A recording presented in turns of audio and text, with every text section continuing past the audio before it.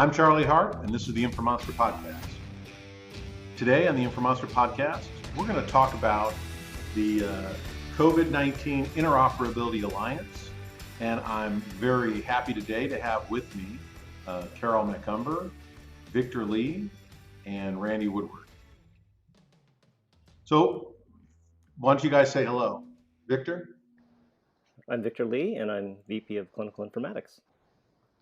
Carol? Hi, Carol Macumber, EVP of Client Services. And Randy? Hello, Randy Woodward. I'm a Senior Clinical Architect and Client Success Manager. So now you know what they sound like. They're titles and they sound very unassuming, but they are titans in the informatics industry. You have to trust me on that. Where I want to start out is kind of the origin story of the Interoperability Alliance. During the early days of the COVID pandemic, one of the things we were doing at clinical architecture is we were very carefully watching all the terminology things that were happening relative to COVID in the different code systems like SNOMED, LOINC, RxNorm, ICD-10, etc. And just trying to stay ahead of it all and keep track of it and keep our clients and other folks in the industry aware of what was going on. The terminology space and the data quality space is our wheelhouse. We wanted to do the best we could to help our customers and friends in the industry stay up to date on what was going on. Part of what was also happening was, as we work with folks that are in the trenches on the front lines of COVID and things that were happening, we really felt like we wanted to do something because we're not on the front lines, we're on the back lines, if there is such a thing. And what we wanted to do is we wanted to do what we could to try to help in any way we could. So I circled the wagons at clinical architecture and brought the team together and said, you know, what is it that we can do that could potentially help the industry get their arms around what is happening with COVID? The folks on my team came up with some great ideas and some great folks to collaborate with, because one of the things that we had decided is we didn't want this to be a clinical architecture thing. We have tools and we have resources and we have incredibly knowledgeable people, but there are a lot of incredibly knowledgeable people and resources across healthcare, and a lot of those folks kind of live in the back office just like we do. And we kind of assumed that just like us, they really wanted to do something to help. And so we put together the COVID-19 Interoperability Alliance, and we reached out through our connections to a number of different contributors. And that's how it all came about. And so what I'm going to do now is I'm going to ask Carol Macumber to kind of give us an idea of who is involved in the COVID-19 Interoperability Alliance and how are they getting involved. I have likened the group that we've been able to put together in an Avengers Assemble kind of way, and have been just overly pleased with the response that we've got from our friends and colleagues in the space, in particular in the terminology standards world. So along with clinical architecture, we kind of started leading the COVID-19 Interoperability Alliance with our friends and colleagues at Logica, formerly HSPC, who are really focused on delivering open and accessible healthcare applications, utilizing standards, and normalizing things like clinical element models. That kind of grew into the direct involvement from two of the largest terminology standards development organizations, with SNOMED International, the owners and producers of SNOMED clinical terms, along with the Regenstrief Institute and the owners of LOINC. So with those friends on board, we were able to make a lot of progress in terms of harmonizing content for use within COVID-19 related resources. And we grew to include some partners from the interoperability solution space and Care Evolution, the large moderator of projects both in the federal and private space for MITRE, probably most recently, or in the context of the COVID-19 response. MITRE is the convener of the COVID-19 Healthcare Coalition and are looking at standardizing definitions for COVID-19 related elements, and therefore saw this great alignment to work with the COVID-19 Interoperability Alliance on the content that could be utilized within those elements. And also our strategic partners at Apollon in terms of additional terminology and terminology asset management experts. Thanks, Carol.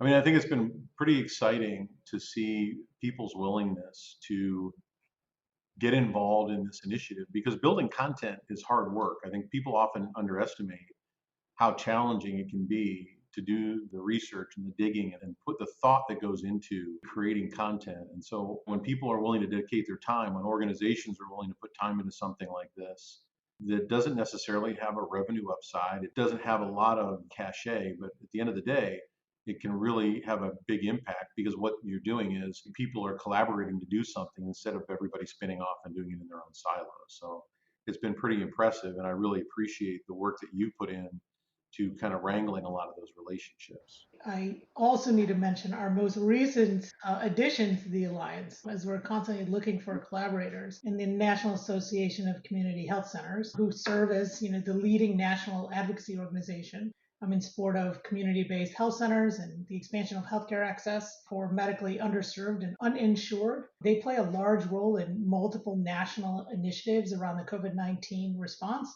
And so we're happy to have them on board and providing some on the front line experience in terms of gathering and utilizing data around COVID-19.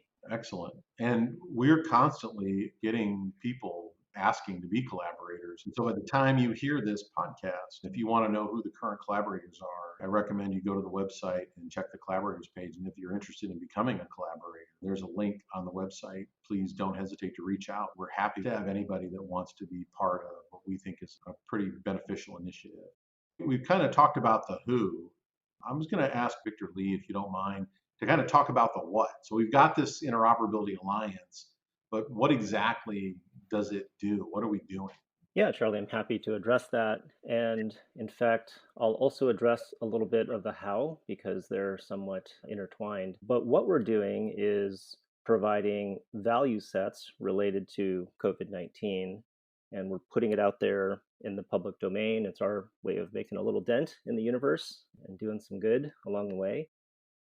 A value set, if you're not familiar with that terminology, is basically a collection of terms that roll up to a common concept. And so we felt that we were naturally a good fit for doing this type of work because we kind of play in that space and we've worked with standard terminologies. So we're accustomed to creating and maintaining value sets in a very efficient way. I would break down the types of value sets that we're putting out there into the domain into two different buckets. The first bucket is something I'll call a normative bucket, and that is when we have collaborators who are trying to leverage the resources that the Interoperability Alliance is providing. It's a place where we can house value sets, have discussions and debates, and kind of figure out what things might need to look like. So one example is how the Alliance is a storage place and a collaboration environment for fire implementation guides. So value sets that would need to be a part of that implementation guide are discussed and debated and refined as part of the work that we're doing in the Alliance. So the normative bucket is the first bucket. The second bucket, for lack of a better term, I'll refer to as utility value sets. These are value sets that can be used for any number of purposes, including clinical decision support, clinical trials, or other types of research, analytics. Basically, any time where you need to interrogate a set of data, for example, in an EHR or an HIE, these utility value sets are intended just to be useful to support those types of purposes related to COVID-19.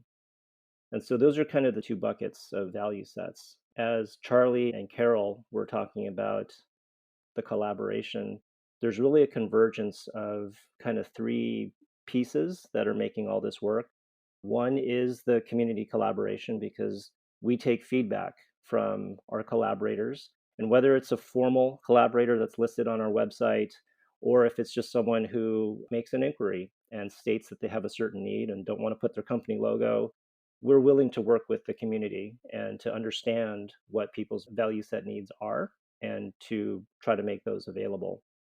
The second is having tooling to support not just the development of value sets, but the collaborative review and discussion. And that's something that you can find as a feature on the website. And then the third aspect is having a development and curation methodology so that we all understand what the scope of the value sets are and how they're created and maintained, And I'll just say in general, there can be variation in how different people create value sets. So if you have several people say, what is COPD? If that's something that needs to be investigated as a comorbidity of COVID-19, there may be flexibility in how many terms go into a COPD value set. And we tend to be a little bit more comprehensive as a first stab. And we're willing, again, to work with collaborators and try to understand how they need their value sets represented and try to meet the needs of the most number of parties that is possible. But the methodology provides the transparency into how we're doing the work so that people can understand what they can expect if they were to view the contents of a value set. Thanks, Victor. And the folks have been logging into that collaborative work environment, and it seems like it's gone pretty well in terms of people working together and being able to kind of manage the workflow. I know that we've been doing a lot of the wrangling of some of the reference sets for things, but it seems like it's gone pretty smoothly, all things considered. Do you agree? I think so. And we've had a lot of engagement from various contributors and or collaborators. There have been some very astute observations around, why are these terms in this value set? And is there some semantic difference between this? And so it's been a very educational and insightful conversation that we've had with many parties. I think one of the things that's interesting when you start working in that kind of collaboration, it's kind of like evidence-based medicine is you have a bunch of different people looking at it and using their own clinical experience to give you feedback on whether or not something is appropriate, where you might go into it initially, and I'm not clinical, so as usual, I'm out on a limb here, but you might think something and then you get a few other people who clarify the context a little bit, and in the process, you might either dial some things in or dial some things out. But at the end of the day, what we're trying to do is save people work. So instead of them having to go through the thought process on their own and figure things out, we're going through a thought process that involves usually multiple people. So the hope is that when you get something, you download, one of these free packages from the website or from wherever you're getting it from, that it's going to save you work and provide value, right? Yeah, absolutely. And again, just to underscore expectations for what people can expect to get out of value sets, I'll provide another example of a recent discussion that we've had both with community collaborators as well as internally. We recently had some feedback on some value sets related to chronic kidney disease, stage 5, as well as a concept called end-stage renal disease. And I think you can think of end-stage renal disease as being a subset of patients with chronic kidney disease, stage 5. And so a question would be, when we have a value set for chronic kidney disease stage 5, should we also add end-stage renal disease terms in there? And so different people might expect different things, but that's just part of the conversation that we would have. It's often very enlightening to try to understand the use cases that people are trying to use these value sets for. And it's interesting to try to customize the work effort to make sure that we're relevant to the problems that people are trying to solve. Adding on to what Victor was saying is, I think also the nice thing that comes out of this collaborative effort is some assurance around that use case, that context that Victor's talking about being included in the metadata that's made available with the value sets, right? Value sets have context. They can't typically just be used based upon whatever naming convention or short descriptive name that's been given. Instead, there's metadata that can be included around inclusion and exclusion criteria that can make it easier for implementers to pick up the most appropriate value set. And in this case, around COVID-19, there are various aspects that align with things like the CDC person under investigation form, WHO forms. There may be users who are just in particular looking at specific use cases and want to see value sets aligning with those. To the extent possible, as part of what the COVID-19 Interoperability Alliance is producing and making available is also that information and that metadata around context so that it's clear as to what the purpose is for each of the value sets. No, that's a great point. I think that when I first started looking at quality measures and the data elements and the value sets that are expressed there, I was kind of struck by, if you grab a value set that has a reference set of terms associated with it and you just try to use it based upon the simple description, it's kind of like going to the store and buying a can of food that says meat on it or something. You don't have the context of what's in the can. the inclusion criteria, the exclusion criteria, the rationale for this value set can make a really big difference as to how you're going to use it. And capturing that, and when you go to utilize something like that, making sure that you take a minute to look at that can make a big difference. And so that's an excellent point, Carol. So we've talked about why we did it and who's involved in it. And Victor's talked about kind of what are some of the assets and the process we go through with the other collaborators to make it happen. Randy, one of the things I'd like you to share is where does it go? Where can people get it? And I also think because of your background in analytics kind of across healthcare IT, talking about some of the ways people could also utilize the things that we're producing in the Interoperability Alliance. Sure, happy to talk about that stuff. First, we've tried to make all of these value sets easily accessible to people and provided several options for how they can get their hands on them. To date, there have been over 600 value sets that have been developed by the Interoperability Alliance. You can find those on the downloads page of the website, covid19ia.org. You can also go to VSAC, and if you have a VSAC account, log in, and right on the welcome page, there's a link to COVID-related value sets, and you can find the same content published there as well with a couple of caveats. And then finally, if you're a Symedical customer, this content is also available within the subscription portal. And again, when we say subscription portal, that's usually no cost. We just provide that service to our customers so that they can easily ingest it and use it throughout their organization. Some of the ways that people are using these value sets, and we've had many, many downloads of these contents from the covid19ia.org website, but some of the ways people are using them, I also participate on the COVID-19 Healthcare Collaboration Consortium that MITRE has convened, and they're pointing people to these value sets so that they can align how they're doing research and clinical trials. A lot of the work that they're doing for the analytics that they're running against their clinical decision support systems and their EHRs and other data repositories involve finding cohorts of patients. So they're looking for people that have certain health conditions, or they're taking certain medications, or they've had certain procedures done within a look-back period. And a lot of those criteria will boil down to a list of clinical codes that the Interoperability Alliance has bundled very neatly into these value sets. So those are some real world ways that people are using them. It's exciting to see how these value sets have helped standardize the work that people are doing and allowed them to distribute their work, but do it in a way that can be combined for broader understanding of COVID-19. Randy, one thing you mentioned kind of triggered a thought, and it's something I forgot to mention earlier, is around the way that we have grouped our value sets together.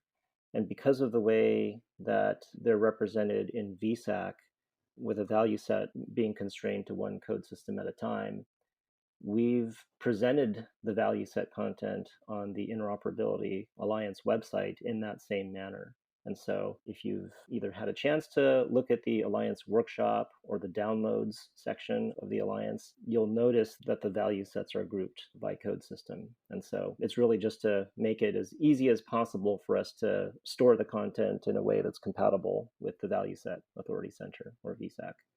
So you'll find, for example, collections of value sets that are organized by ICD-10-CM, ICD-10-PCS, HCPCS, SNOMED CT, RxNorm, LOINC, the usual suspects that you would expect because they're all recommended in the USCDI, the United States Core Data for Interoperability. Just a comment on how they're organized and how you can expect to find what you're looking for. Yeah, Victor, you're right. Thanks for pointing that out. When you go to VSAC, you can also find those 600 plus value sets have been grouped by coding system, as Victor mentioned, into VSAC grouping value sets. And there's 6 of those. And those are the ones that you'll find from the link on the VSAC welcome page for COVID-19 content. So when it comes to the value sets and other content that we are working with our partners at Interoperability Alliance to satisfy the real world needs, who wants to talk about kind of what some of those needs are and how people could leverage the content, whatever their implementation stack might be? Well, Victor, I've got a question for you. One of the challenges that I've seen with people that are using the content are how do they identify and record and use all of the new concepts that are just now being created specific to COVID-19? Things like brand new medications that don't yet have official codes or brand new lab tests. What are your thoughts on that? Randy, that's a good question. And actually, I don't know if I'd be the best person to answer I that. could take a semi stab at it. And then I think part of it that Randy depends on what the source of terminology it's coming from. So the standards development organizations have all taken different approaches to creating content to meet the emerging need. Right. So we have our collaborators at SNOMED who created an interim March release, which is off cycle for those of you who are used to getting your SNOMED content in January and July, even though there was COVID-19 related content in January. They created an interim release in March to address some rapid terminology needs from their member countries, including the United States. But that still wasn't enough to cover and keep up with the ever changing information around COVID as we learned more as a country and as the world discovered more about the details and the terminology around COVID-19. And so they created pre-release content, which was posted as buyer beware. These concepts they may be temporary, and until they appear in the July 2020 release, there is no guarantee. Although we have great confidence in our friends at SNOMED, they wouldn't be creating concepts unless they were pretty sure about their validity. There was no guarantee. Right. And so implementers had to take that with a grain of salt and say, okay, well, at least I have a description and I have a temporary identifier that we could utilize. But not all systems can just simply create new codes within a namespace that they're typically subscribing to. Right. So from the clinical architecture perspective, we made it a point to include that content as quickly as possible in the subscription content that we provide to users of clinical architecture solutions. Outside of that, your system would have to implement those probably as one-offs. And then when the release comes out in July, reconcile them. And hopefully being able to do so not only at the identifier level, because they may have changed, at the semantic level in terms of description and even perhaps the relationships that were modeled. Whereas, you have other standards development organizations like RxForm that releases more frequently. And so those concepts were released as part of an official RxForm release and could be readily available and used in production. The answer kind of depends on which domain and which terminology you're looking at. That's an excellent point, Carol. And I think that one of the things that I think is interesting when it comes to analytics and healthcare and normalization and all the things that we see every day, I think in a lot of ways, it's kind of like you guys have seen the movie Jurassic Park, right? Where the guy looks in the side view mirror and the Tyrannosaurus is there and it's like things are larger than they appear. I think that when you look at the standards for the longest time, they've operated in a very retrospective mode. And I don't mean this to disparage the standards, but I think that we are moving from a place, and COVID is a great example of this, where you can't wait a year until the next release. Things are moving faster. It's kind of like when you play Missile Command, at the beginning of Missile Command, something comes out. And I know I'm going retro for old timers like me, but after a while, the missiles are coming down pretty fast. You've got to work a lot faster to deal with it. And I think that when it comes to terminology, especially when we encounter these disruptive things, we as a collective need to be better at responding faster. And as organizations that are dealing with this data, and we do this with a lot of our clients now, where we say don't map to the standard, map to an extension of the standard. The standards always lag what's happening in healthcare, because the standards have to take the time to research and author and produce and output things. Whereas when you encounter something in the trench, you encounter. You don't have time to do a lot of the rigor that goes into good terminology practices, creating a standard. So what we typically recommend is that organizations take a standard and then create an extension on that standard, their own local extension internal to the organization. So when they encounter something that's new, they have a place to put everything, so that when the standard comes out with its official term for COVID or for whatever, all they have to do is take the thing that they created in their extension, repoint it to the standard, and then deprecate the thing they created. And we actually have a number of tools that streamline that process. But anybody can do that if you're targeting a terminology or normalizing or creating a construct. That whole idea of creating a proxy concept and an extension is necessary as long as the standards are going to lag behind what's happening in the front lines. Does that make sense? Makes sense to me. I mean, I think it's also worth noting that all of that content, for example, that came out from SNOMED and was pre-release content from March to July and is now part of the July release, still won't be available in the US edition of SNOMED until September, which leaves people somewhat of in the lurch unless they're kind of handling their terminology similar to the way that Charlie's described.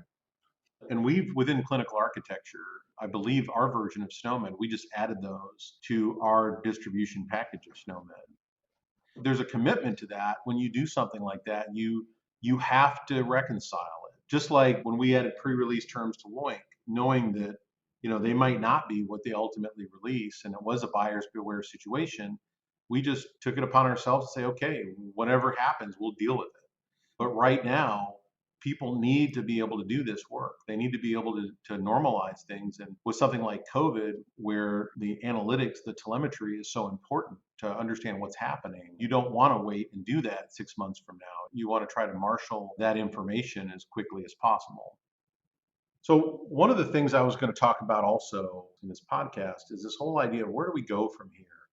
I'm optimistic that the COVID-19 Interoperability Alliance is something that we kind of stood up temporarily to help the industry and meet some of the data needs of the industry to kind of get through this and to learn some stuff in the process.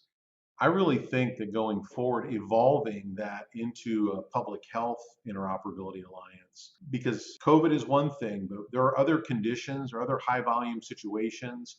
Heaven forbid, there may be future outbreaks of a similar nature that we need to get our arms around fairly quickly.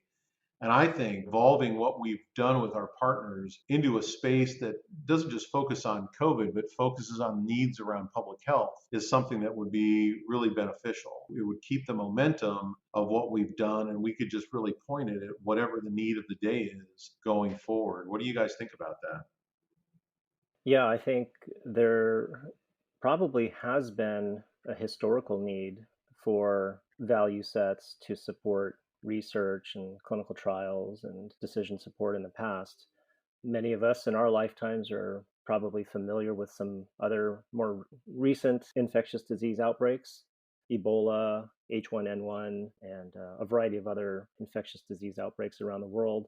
And many of them may not have had a huge impact in the United States, but really this is something that I think we could take, or has already not been restricted to a US focus. And as we think about some of the diseases that I just mentioned, as well as just thinking about nationally notifiable conditions as listed by the CDC, and individual states have different reporting requirements, I think there is a potential benefit for us having to extend the work that we've done with COVID-19 to many other infectious diseases. So I would say that we're very interested in hearing from the community and understanding what kinds of things community stakeholders are interested in focusing on next. There's a lot to be said for doing some upfront preparation and being proactive as opposed to reacting when outbreaks occur. And so having some kind of a framework, some structure, some architecture in place where there's a known entity that's transparent and trusted and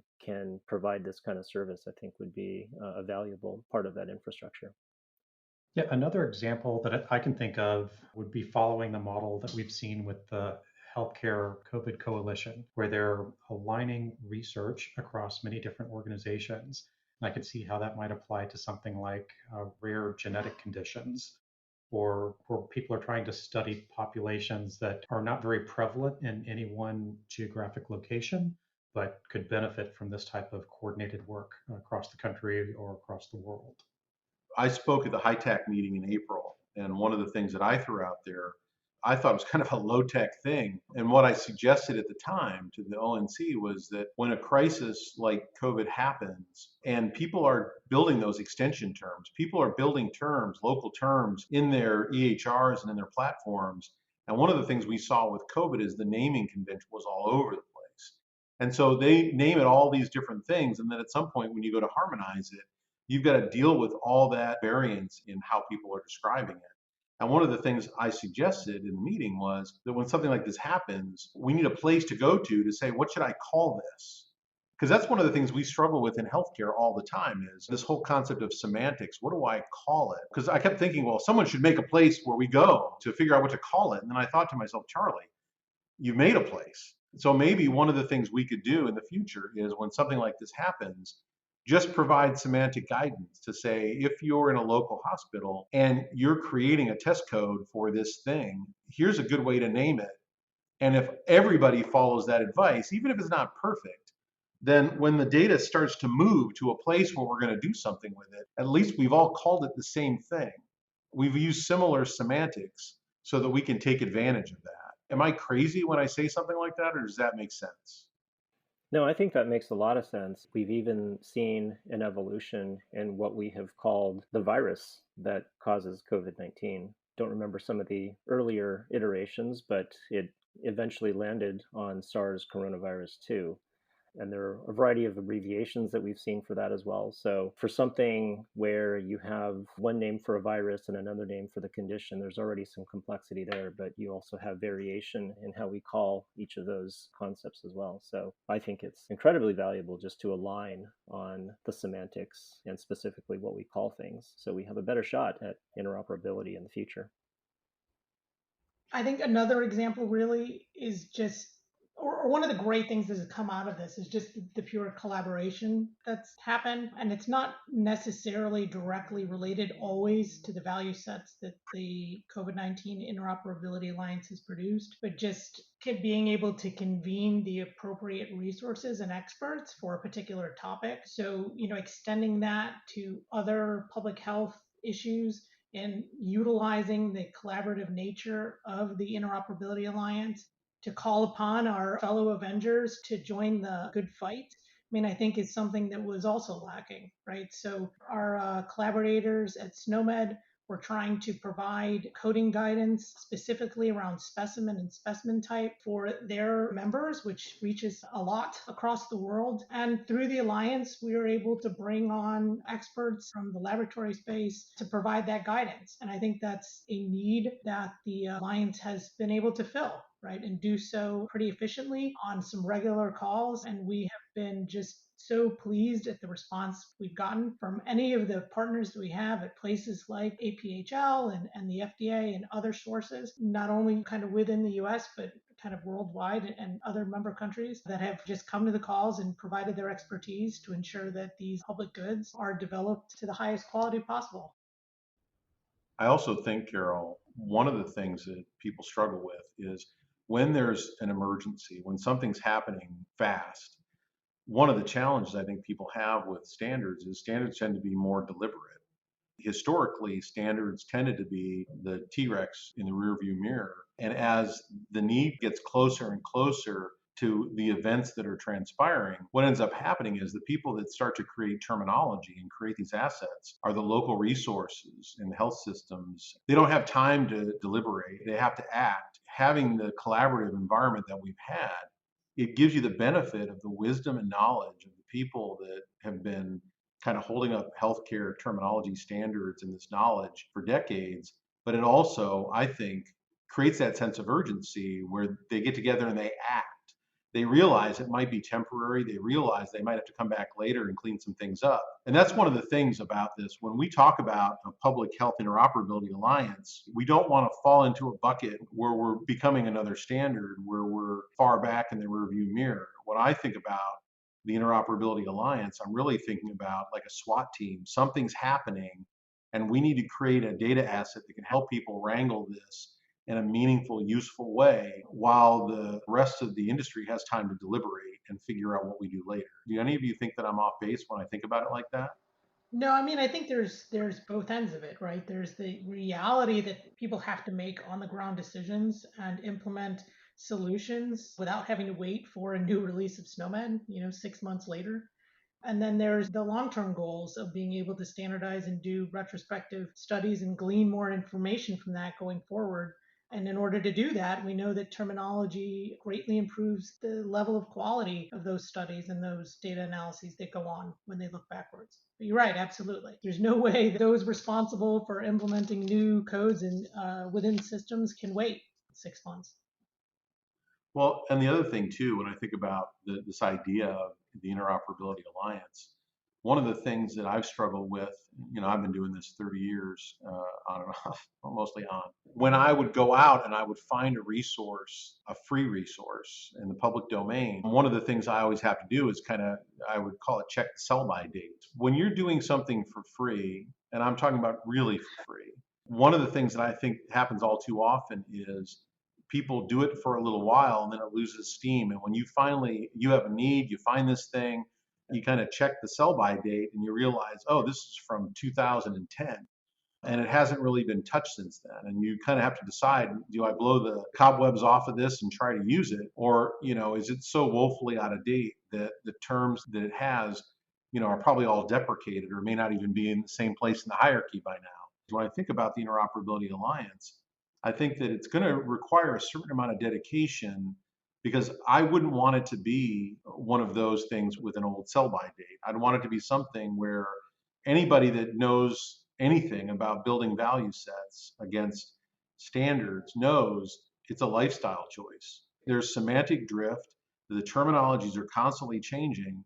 And going through that process of trying to determine what should leave and what should stay and what I need to pull back in because it got moved in a hierarchy if you're using rules. And so it's one of those things where it's a labor of love. And if we do that, every single asset you add, for example, if the COVID thing, if we deal with it effectively as a planet and it recedes into history, theoretically, we could say that these value sets are going to be not relevant. And at some point, we're going to set a sell-by date and say we're not going to maintain these anymore because there's not really a good use case for them if we're able to resolve this at some point in the future. But that's not necessarily true for things like notable diseases. Diabetes, I don't think is going away anytime soon. So if we were to do something like that, there's a certain amount of rigor and dedication that has to go along with that so that people don't pick something up and think, oh, great, this is going to save me a lot of work. I can use this, only to find that it hasn't been touched in 5 years. You know what I mean?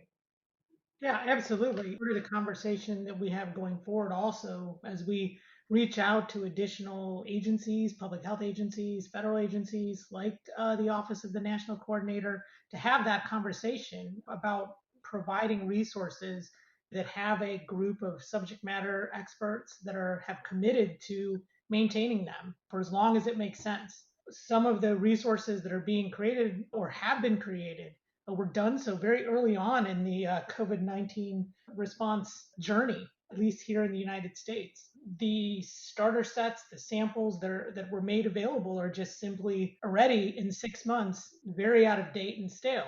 Right. And so part of what we are looking to provide is that consistency and some assurance that the content's going to be maintained. And I'd also like to think that that's some of the value that the Interoperability Alliance is providing to the community, because I think everyone understands the appeal of creating a value set because it's that shiny new object and it's exciting and it's fun to create something new. I think what some people don't immediately recognize is the care and feeding of value sets and the semantic drift that you talked about, Charlie, and how things evolve over time. And we've had a lot of visibility into how terminologies evolve, how drugs are added to the market. And so you start seeing new things appear in RX norm, or how new brand names of an existing drug come out, or how SNOMED might modify its hierarchies and inactivate some terms and add new ones elsewhere. All of that becomes transparent when you have intentional rule-based value set definitions and you're able to recalculate their expansions over time, and you sometimes have a lot of visibility into all those changes that occur. And so the fact that the Alliance, the Interoperability Alliance, is doing that as a service to the community, I think takes some of that burden off of people who may not be accustomed to that kind of updates and maintenance activity. So hopefully it's one way that we're giving back to the world.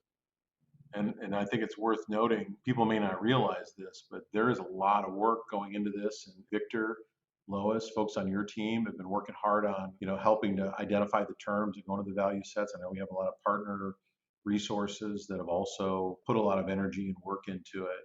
And so it is something where I've always said, I worked for content companies in the past, and I know a lot of you have too. And content is hard. Content is hard work. It takes a lot of research, and it never sleeps, and it never gets smaller, because as the world spins, we just create more information and more knowledge. And that increase in knowledge causes a increase in the content you need to accumulate to cover it. It's a great deal of work that goes into it, and I really appreciate everything that both our team and the team of our partner members of the Interoperability Alliance have put into it. Carol, if somebody's listening to this podcast and they're thinking, oh boy, I'd like to do all that hard work Charlie's talking about, what would you say to them? I'd say join the fight. Go fight the good fight with us. You can find us obviously at COVID-19 IA. There are multiple ways that you can either provide feedback on what's there or contact us to be a contributor. The more, the merrier. Absolutely. And if you have thoughts or ideas as we consider how we can move this forward and add additional value around public health, we're all ears. Clinical architecture, we're always happy to talk to anybody that wants to share ideas. We have fantastic members, very sharp, dedicated folks that are passionate about the impact that good information can have on healthcare. And so unless there's anything else anybody on the podcast would like to share. Yeah, I just want to say, it doesn't necessarily mean that you have to put in a lot of effort to get involved. Sometimes it's just as simple as asking a question about whether a value set exists or inquiring about its membership. It's not that we're expecting everybody to do a lot of heavy lifting and join weekly calls. The mere act of expressing interest in the topic and just adding your perspective, I think, is incredibly valuable, not just to the Alliance, but to the community at large. So I'd really encourage anyone who has any interest in exploring value sets or use cases for value set content to just hit us up, covid19ia.org, and we'd love to hear from you. Yeah, Victor makes an excellent point. The best way to improve something is to use it. And we could be building value sets and other content assets till the cows come home, but it takes somebody to use it to tell us how to make it better. So that's a great point, Victor. All right. First thing I'd like to do is thank Carol and Randy and Victor for their time today. I chose the three of them because they've been instrumental in everything we've been doing with the Interoperability Alliance. And it's one of those things where Randy, Victor, Carol, they all have a day job. Helping us to wrangle and work with our partners and do the stuff on the Interoperability Alliance is probably above and beyond their day job. In fact, recording this podcast, where it might seem like it's a big treat, I'm sure they were thinking, oh, something else I have to do along with my day job. So thanks, you guys, for being a part of this today. And I also want to thank everybody who listened. If you guys have any questions, feel free to reach out. And I encourage you, just like Victor said, to visit the website. And I think underneath the podcast, we might be able to put a link so you guys can go there. I'll give you guys one last chance if you want to say anything. Randy? I'm good. Thanks, Charlie. Victor? Yep, I'm good too. Thanks. Carol? All good. Thank you, sir. All right. Well, I'm Charlie Harp, and this has been the Informonster Podcast. Thanks again for listening. We hope it was useful, and we look forward to talking to you again.